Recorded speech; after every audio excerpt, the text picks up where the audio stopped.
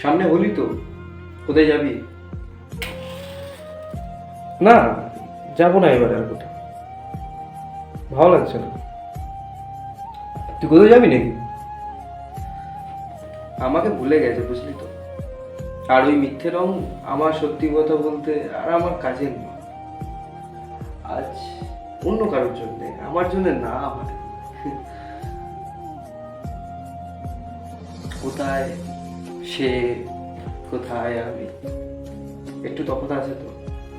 আরে সালা, কবে থেকে আবার উঁচু নিচু বা পার্থক্য করা শুরু করলি? বাহ, তোর মুখে প্রথম শুনলাম এই কথা। যদি বুকে কোনো কষ্ট জমে থাকে তাহলে খুলে বল, ফ্যাচ ফ্যাচ করছিস কেন? আসলে সবকিছু সবার কাছে দেখতে ভালো লাগে। ভাব না, তোর এমন কিছু মানে অমূল্যমান এমন একটা জিনিস, সেটা তোর কাছে বা তোর হাতেতেই ভালো লাগে, সেটা তুই আর কাউকে দিতে চাইবি?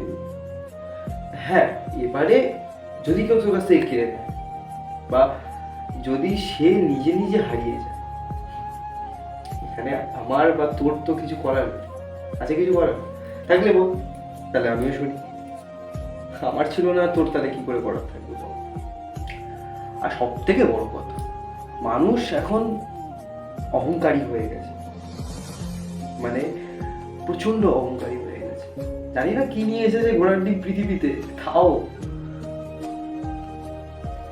খুব হাসিও পায় এসব কথা ভাবলে। না রে, সবাই অহংকারী নয়। কারণ যাদেরকে তুই ভাবছিস অহংকারী, তারা আসলে অহংকারী নয়, তারা নিজেদের ইগো ঢাকতে অহংকারী হয়ে যায়। তো বাদ দাও, এটা চিন্তা করো, হোলির দিন কি একটু মদিরা পান করা হবে? মাধিরা? সেটা আবার কি? কি মুশকিল! মদ খাবি? ও আচ্ছা, সালা সব ইউনিক ইউনিক নামগুলো কোথা থেকে পাস তোরা? তা মন্দ না, চ তাহলে সকালের দিকে প্ল্যান কর। আজকে উঠছি, পরে কথা হবে।